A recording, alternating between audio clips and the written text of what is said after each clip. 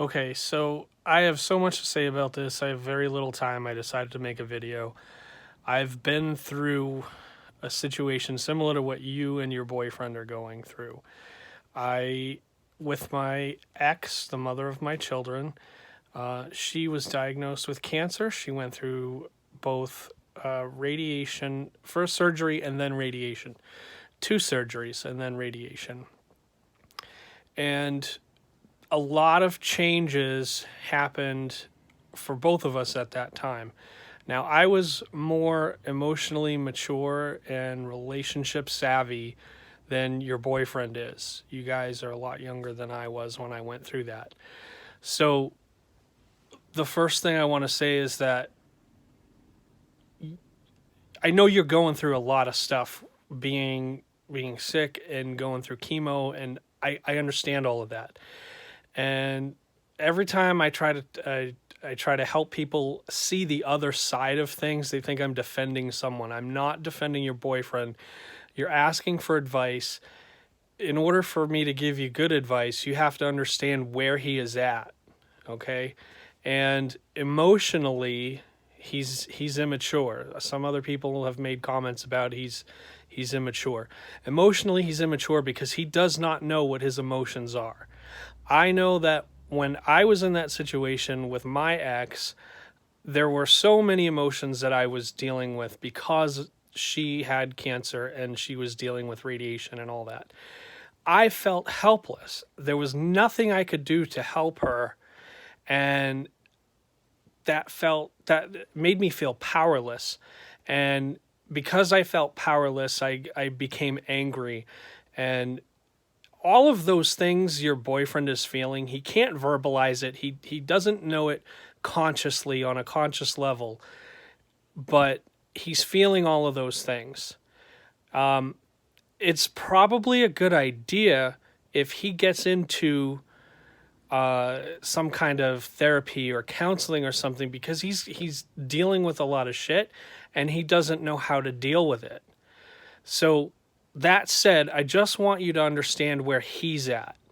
Okay. In order for you to make better of this situation, you have to understand where he's at. Okay. So now that you understand a bit more about him and why he's acting out the way that he is, now you have to figure out you. The last thing I read in your post is that you have the schedule that you want to, it sounds like you want to force it on him, and that's not going to work, okay?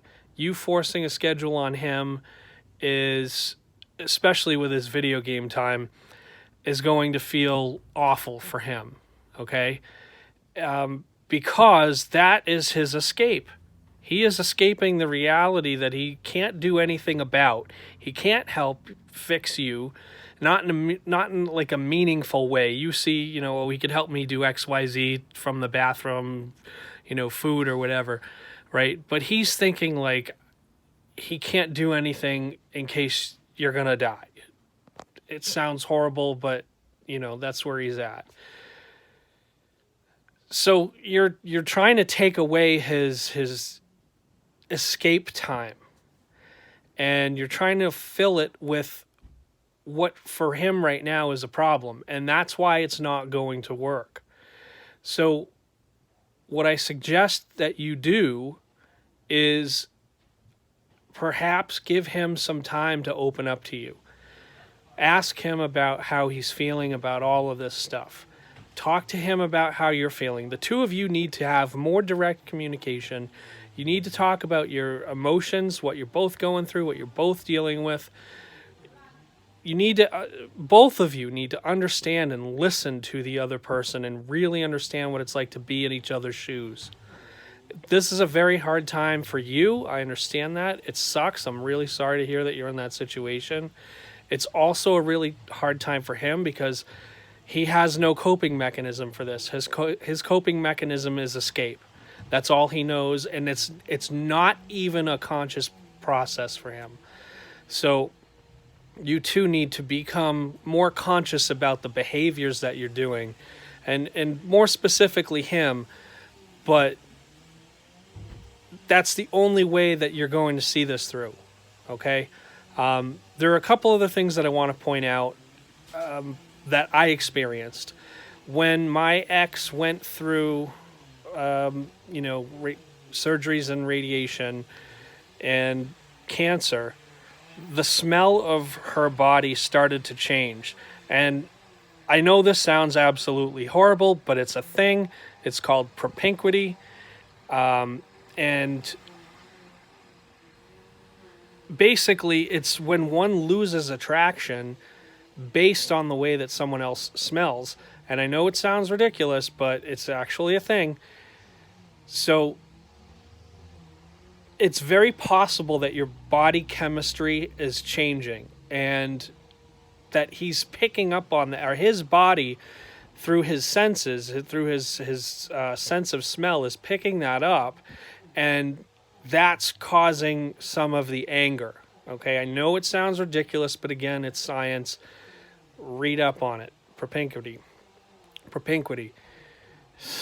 Anyway, so there's that. When I experienced that, I knew what it was because I had studied it, and there really, even though I knew what it was, there really wasn't anything I could do about it. I was legitimately losing attraction for this woman that I cared so much about and wanted to help and couldn't. And here I am. My body is physically responding and psychologically responding to her body's changes. Okay? And it was completely out of my control. And even, like I said, even though I knew it consciously, it was out of my control. I could not change it because I knew better. So keep that in mind too. I don't know if your scent has changed, but it's a possible contributing factor.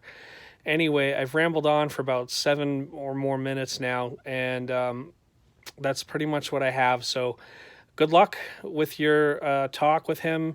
My advice again is just get on the same page. Let him open up emotionally. There's things that he's holding back that he needs to let out. He needs to learn to release his emotions. And until he can do that, he's not going to understand that he has to be there for you despite those feelings. And I'm sure you have feelings too that you need to let go of and release. And obviously, you came into the group and you posted on social media when you didn't want to, and you're getting out of your comfort zone to find the help that you need. So there are things that you need to say to him. There are things that you both need to let go of, and you need to unpack together. Okay, you need to unpack all of that stuff together.